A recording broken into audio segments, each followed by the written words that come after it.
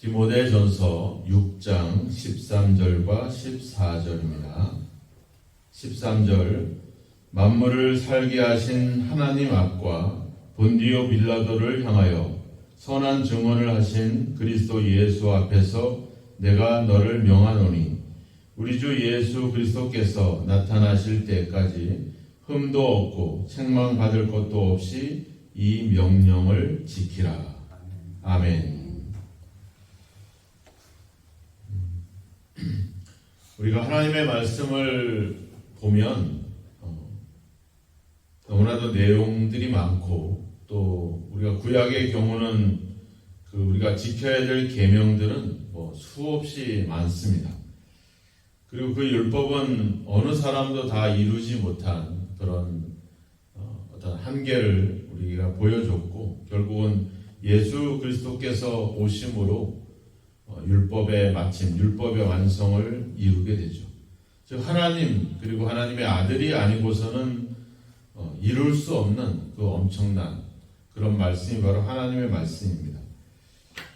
하나님의 말씀을 왜 그럼 우리에게 주셨느냐? 우리가 그걸 다 지킬 수도 없고 그 명령을 다 우리가 순종할 수도 없는데 그 엄청난 말씀들을 왜 우리에게 주셨을까? 성경은 이제 구약의 말씀들을 그렇죠. 우리를 인도하는 몽학 선생이다. 율법 교사다. 즉 우리로 하여금 우리가 그런 한계를 지닌 그리고 우리가 그것을 다 지킬 수 없는 그런 죄인인 것을 그 말씀을 통해서 발견하게 하는 거죠. 그래서 우리로 하여금 우리가 하나님 없이는 하나님의 은혜가 없이는 우리가 생명도 또 살아갈 수 없음을 우리에게 알려주시는 겁니다. 하나님께서 만나를 내려주셨잖아요. 매일 아침 새벽마다 또 아침에 가서 만나를 걷어와서 하루의 양식을 얻게 하시잖아요. 그 양식이 조금이라도 지나면 냄새가 나고 벌레가 납니다. 많이 욕심을 가지고 많이 걷어도 남는 것이 없고 그리고 적게 걷었다고 해서 모자라지도 않죠. 하나님이 그런 만나를 주신 이유는 뭡니까? 사람이 떡으로만 살 것이 아니라 하나님 말씀으로 살게 하려고 합니다. 즉 하나님이 이 만나 같은 하나님 말씀을 우리에게 주시는 것은 결국 우리가 어떤 우리의 의지나 우리의 능력이나 우리의 공로로 살아가는 것이 아니라 하나님의 은혜 없이는 하나님의 생명 없이는 살 수 없는 그런 존재인 것을 우리가 알고 그래서 우리가 하나님을 더 의지하도록 이렇게 말씀하고 있는 겁니다. 오늘 사도 바울이 우리가 하나님의 말씀을 지킬 때 사도 바울이 늘 우리에게 주시는 메시지는 앞서 11절에도 이야기했지만 오직 너 하나님의 사람아. 즉 우리가 하나님의 말씀이 무엇이냐보다 더 중요한 것은 우리가 어떤 존재인가 하는 것입니다. 우리의 정체성이 오니까 내가 죄인이다라고 하는 정체성을 가지면 우리는 끊임없이 죄의 삶을 살 겁니다. 근데 내가 하나님의 사람이라고 하는 정체성을 가지면 내가 어떻게 행해야 될지는 당연히 거기서부터 나오게 되죠. 제가 목사인데 내가 목사라고 하는 정체성을 계속 지키고 있다 하면 교회에서나 교회 밖에서나 목사로서의 어떤 그런 삶을 그 어떤 역할들을 해 나갈 겁니다. 근데 내가 목사가 아니라 그냥 어떤 세상에 살고 있는 어떤 한 인간에 불과하다고 생각하면 세상 사람들과 똑같은 삶을 살아가게 되겠죠. 내가 어떤 존재인가를 인식할 때 거기는 그 존재에 맞는 걸맞는 삶이 나타나기 마련입니다. 그래서 제가 늘 어제도 이야기했지만 우리가 권사님, 집사님, 장로님은 교회 안에서의 장로님, 권사님, 집사님이 아니라고 했죠. 세상 속에서 그 직분을 수행하는 그런 직분자가 되어야 된다는 겁니다. 내가 교회 안에서만 신앙을 가지는 그런 걸로 인해서 오늘날 교회가 많은 문제를 가져왔잖아요. 우리 현장에서도 삶의 현장 속에서도 우리가 하나님의 직분을 얻은 자로 살아가는 것이 중요하다. 또 앞서 1장에서도 사도 바울이 이야기했죠. 우리가 3장에서 우리가 하나님의 집에서 어떻게 행해야 될지를 내가 알게 하려고 편지를 썼다. 이렇게 얘기했어요. 그러니까 우리가 살아가고 있는 삶의 현장이 바로 하나님의 집이라고 하는 겁니다. 하나님의 집이라는 표현은 하나님의 성전이다 이런 말을 쓸 수가 있죠. 그러니까 내가 하나님의 성전에서 살아가고 있다. 내 가정이, 내 교회가, 내 직장이, 내가 살고 있는 동네가 하나님의 성전이다. 이런 개념을 가지면 우리가 어떻게 거기서 행해야 되겠습니까? 경건하고 거룩하고 이런 삶을 살아갈 수 있겠죠. 내가 살아가는 곳이 세상이다 생각하니까 우리는 거기서 마구 행동을 하는 거죠. 세상 사람들과 다를 바 없이 욕심을 부리고 탐욕을 부리고 앞에서 우리가 9절 10절에서 얘기했던 것처럼 부하려고 하고 욕심에 사로잡히고 돈을 사랑하게 되고 그리고 많은 것들을 탐내는 삶을 살죠. 왜? 우리가 사는 삶이 공간이 세상이라는 생각을 가지게 되니까. 근데 거기가 하나님의 집이다라는 생각을 가지면 우리의 마음가짐이나 우리의 행동이 달라질 수밖에 없죠.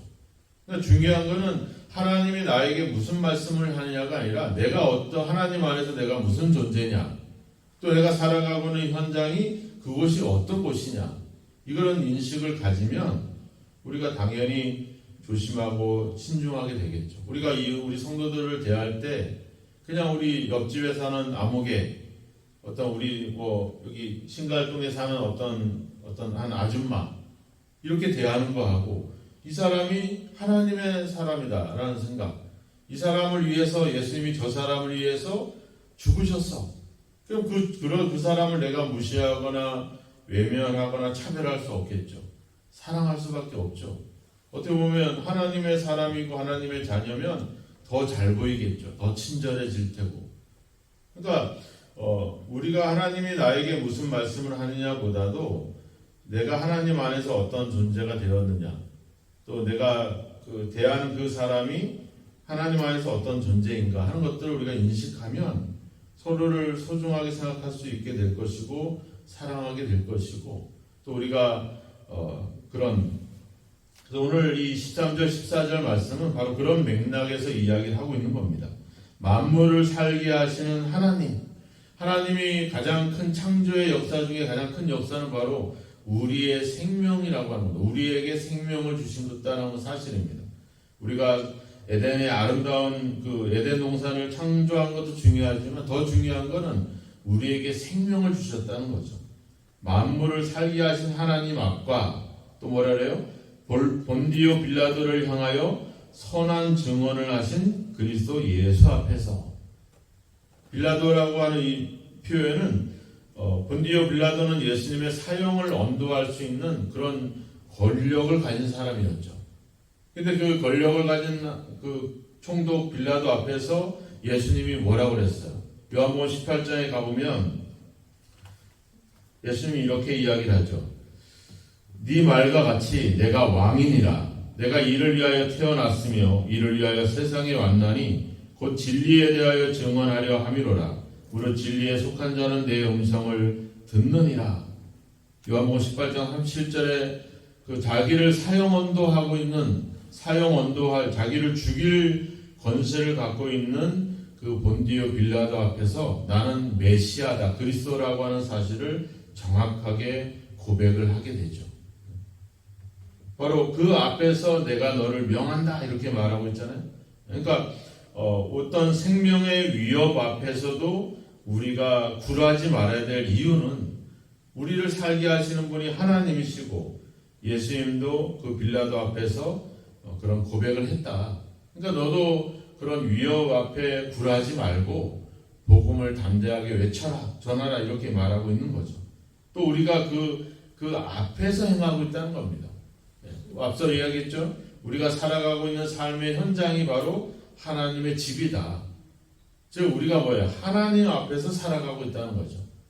이 말은 뭐예요? 하나님이 우리를 지켜보신다는 거죠. 우리에게 생명을 주셔서 우리를 살게 하시는 그리고 그런 어떤 생명의 위협 앞에서도 굴하지 않았던 그 하나님 앞에 그 그리스도 앞에서 우리가 살아가고 있다. 예전에 수도원에서 수도하던 수도사들이 늘 같은 말들을 써놓게 되는데 코람데오라고 하는 말을 이제 우리가 율법에도 보면 문지방에도 새기고 손목에도 차고 이런 표현을 쓰는 것처럼 곳곳에다 그 코람데오라고 하는 말을 써놨다고 하죠. 그러니까 하나님 앞에서, 즉 우리가 하나님 앞에서 살아가고 있는 거예요. 그러니까 이 말은 뭐예요? 내가 하나님 앞에서 조심한다는 의미도 있지만 하나님이 나의 증인이 된다는 거죠. 하나님이 나를 지켜주시고 나를 보호하고 있다는 겁니다. 그래서 바울이 이야기하는 거죠. 그리스도 예수께서 나타나실 때까지 이 명령을 지켜라. 이 명령이 뭐였어요? 앞에 11절과 12절의 말씀이었죠. 믿음의 선한 싸움을 싸워라. 즉 앞서 6장 1절부터 시작했던 말씀처럼 교만해지지 말고 또 부하려고 하는 마음과 욕심과 돈을 사랑함과 탐내는 그런 것들을 피하고 오직 뭐랬어요? 자족하는 마음을 가져라. 우리가 세상에 아무것도 가지고 온 것이 없고 가지고 가지 못하는 것처럼 우리가 먹을 것과 입을 것이 있은 것을 족한 줄로 아는 이런 기쁨, 그런 감사함, 만족감이 있으면 이건 경건에 큰 이익이 된다. 이야기 됐잖아요. 그런 믿음의 선한 싸움을 싸우라고 하는 거죠. 그 선한 싸움은 결국 뭐였습니까? 앞서 3절로 돌아가서 보면 다른 교훈을 따르지 말고 오직 주 예수 그리스도의 말씀과 경건에 관한 교훈을 따르라. 결국 믿음의 선한 싸움을 싸우라는 말은 결국 예수 그리스도의 말씀을 따라 살아가라는 말씀을 하고 있는 것입니다. 왜? 우리는 하나님의 사람들이니까. 우리는 하나님의 사람이니까 하나님의 말씀을 따르는 것이 당연한 논리고 당연한 이치라고 하는 겁니다. 그 하나님 말씀을 따라 행하라. 언제까지? 주님께서 나타나실 때까지 그 일을 행하라고, 선한 싸움을 싸우라고 이렇게 말합니다. 근데 순종하라는 표현을 쓰지 않고 뭐예요? 싸우라, 지키라 이런 말을 쓰잖아요. 영생을 취하라 이런 표현들은 붙잡아라 뭐 이런 뜻이에요. 그러니까 그냥 설렁설렁 그냥 말씀대로 살거나 그냥 습관처럼 행동하거나 이게 아니라 마치 전투를 하듯이 그 말씀과 그 명령을 지키라고 하는 거죠. 왜 그러겠어요? 우리가 조금이라도 방심을 하면 어때요? 우리가 넘어지거든요. 한번 우리가 그렇잖아요. 여기서도 우리가 말씀을 듣고 예배를 드리고 기도를 할 때 막 은혜가 충만하다가도 여기를 벗어나게 되면 갑자기 가다가 차가 쉥 하고 지나간다거나 아니면 갑자기 그냥 이상한 사람들을 보거나 이러면 금방 우리의 마음들이 사라지고 화를 내고 분노하고 이런 걸로 막 바뀌죠. 내가 이야기했잖아요. 우리가 교회에서 열심히 예배드리고 은혜를 받았다가 집에 가서 싱크대에 설거지 쌓여있는 걸 보면 승질이 나죠. 이걸 왜 식구들한테 불만이 나오게 되고. 그러니까 우리는, 그리고 있잖아요. 우리가 예배를 드리다가 아래층에 내려와서 밥을 먹으려고 하다가 밥맛이 없어도 이게 또 화가 나는 거예요. 그러니까 우리는 아주 무슨 목에 칼이 들어오고 예수를 안 믿으면 죽겠다 이런 위협이 아니라 우리 생활 속에서 끊임없이 우리를 넘어지게 하는 일들이 많거든요. 정신을 차리고 전투적으로 우리가 하나님 말씀을 행하는 그런 자세를 취하지 않으면 우리는 넘어지게 되는 것이 우리의 인생이라고 하는 겁니다. 그래서 바울은 그것을 붙잡아라, 싸워라, 지켜라 이런 말씀들을 우리에게 하고 있는 거예요. 그만큼 우리가 그 말씀을 지키기 어려운 시대 속에 살아가고 있는 겁니다. 실제로 사도행전을 보면 그런 우리가 사도 바울의 예처럼 수많은 고난과 핍박과 환난과 죽음의 순간들을 보게 되잖아요. 근데 저는 그래요. 오늘날 우리가 그때보다 더 신앙생활 하기 어렵다. 그때는 목에 칼이 들어오면 그래도 예수 믿는다고 한 번 고백하고 되면 되는데 요즘은 그렇지 않아요. 그렇게 우리를 위협하는 것이 아니라 다양한 문화와 다양한 또 우리 이번엔 영상과 같은 유튜버와 같은 이런 다양한 매체들이 끊임없이 우리들 속에 우리의 신앙을 계속 좀먹고 있거든요. 나도 모르게 거기에 자꾸 스며들고 있거든요. 그래서 우리는 그런 유혹과 하나님 말씀으로부터 우리를 분리시키는 유혹들이 너무나도 많다는 겁니다. 지금 당장 우리가 먹고 사는 문제도 하나님의 말씀을 지킬 것이냐 나의 생존을 위해서 살아갈 것이냐, 이런 갈등이 벌써 우리 속에 있거든요. 그래서 어떻게 보면 더 어려운, 신앙을 지키기 어려운 시대에 있다. 오늘날 우리가 온라인으로 예배를 드리고 이런 시대가 돼버렸잖아요. 너무나도 우리가 하나님 말씀으로부터 멀어질 그런 환경에 우리가 놓여 있다는 겁니다.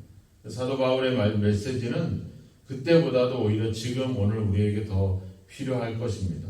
우리가 하나님 앞에서 살아가고 있다는 사실, 또 우리가 하나님의 사람이라고 하는 사실을 정체성을 분명히 갖고 우리가 행할 것은 오직 예수 그리스도의 말씀을 따라 살아가는 삶이 우리가 살아갈 수 있는, 우리가 살 수 있는 길임을 다시 한번 기억하고, 우리가 하나님의 말씀이 나에게 어떤 말씀을 주실 것이냐, 오늘은 어떤 말씀을 지킬 것이냐가 중요한 게 아니라 내가 하나님 앞에서 어떤 존재가 되었는가, 내가 지금 살아가고 있는 내 삶의 현장이 바로 어떤 곳이냐 하는 점들을 우리가 알고 깨닫는다면 거기에 걸맞는 삶이 당연히 나타날 수밖에 없습니다. 우리는 하나님의 사람들이고 우리가 살아가는 삶은 바로 하나님 안에서, 하나님의 성전에서, 하나님의 집에서 행하는 삶입니다. 그리고 우리는 당연히 그리스도의 말씀을 따라 살아가는 삶이 우리에게 주어진 길이고, 그 길 끝에 바로 영원한 생명이 상급으로 우리에게 주어질 것입니다.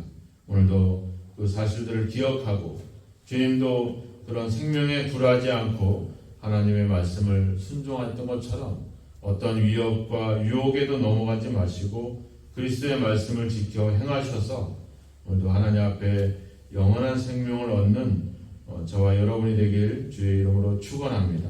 또 우리의 삶을 지켜보시는 하나님 앞에 여러분들의 삶을 맡기시고, 그 하나님이 우리를 살게 하시고 우리를 주관하고 있음을 믿으시고, 그 하나님을 의지해서 오늘도 믿음의 선한 싸움을 싸우시고 하나님 말씀을 따라 온전히 순종하는 귀한 삶이 있어지기를 주님의 이름으로 축원합니다. 기도하겠습니다. 하나님 아버지, 감사합니다. 죄인이었던 우리를, 흑암의 권세에 사로잡혔던 저희들을 이제 아버지 하나님의 사랑으로, 하나님의 자녀로, 하나님의 백성으로 변화시켜 주시고 아버지 새롭게 하시니 감사하고 감사합니다. 우리가 아버지 주여 우리에게 생명을 주셔서, 아버지 우리에게 믿음을 주셔서 어떤 위협과 어떤 유혹에도 넘어가지 않고 하나님 말씀을 지켜 행할 수 있도록 우리를 보호하시고 인도하시는 그 은혜를 진심으로 감사합니다. 우리가 하나님의 놀라운 은혜와 사랑을 입었사오니 그 오늘도 아버지 그 은혜에 감사하며 주어진 삶에 늘 만족하며 아버지 기쁨으로 살아가는 저희들이 되게 하여 주옵소서. 우리가 살아가고 있는 현장이 아버지와 세상에 있지만 그것 또한 하나님이 함께 하시는 하나님의 집인 줄로 믿습니다. 아버지 우리가 늘 하나님 앞에 경건한 삶을 아버지 살아가게 하시고 그리스도의 말씀에 늘 순종할 수 있도록 오늘도 우리를 성령으로 도우시고 이끌어 주시기를 간절히 원하고 소망합니다.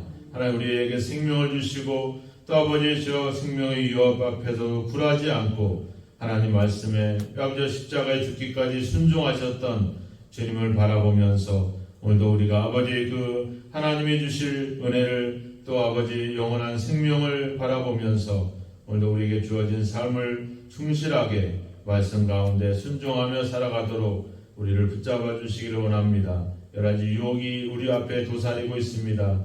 그런 유혹과 아버지 세상의 아버지 탐욕으로부터 우리를 건져주시고 하나님의 말씀을 따라 아버지 한 걸음 한 걸음 아버지 순간순간 순종하며 살아가는 저희들이 삶이 되도록 이끌어 주셔서 주님 오실 때까지 이 믿음을 지키고 이 삶을 유지할 수 있도록 우리와 함께 하시며 우리를 성령으로 이끌어 주옵소서.